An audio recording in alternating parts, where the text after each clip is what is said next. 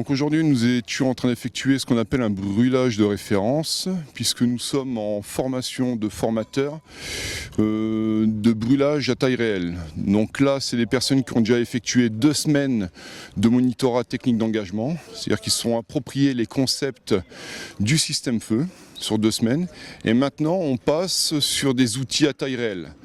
Donc l'objectif, c'est de pouvoir animer une séquence de feu à taille réelle, tout en conservant la sécurité et en amenant les objectifs pédagogiques pour les stagiaires.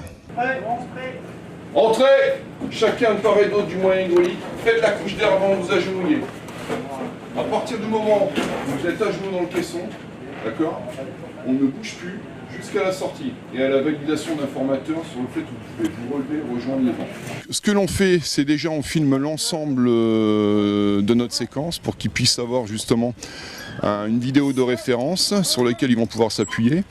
On a également thermocouplé le caisson avant de faire la mise à feu, ce qui leur permettra d'avoir des courbes de référence. Donc ils vont faire cette exploitation vidéo entre le factuel, ce qu'ils ont pu voir, et nos courbes de température. Et derrière, on va faire un gros travail de recherche et surtout d'analyse.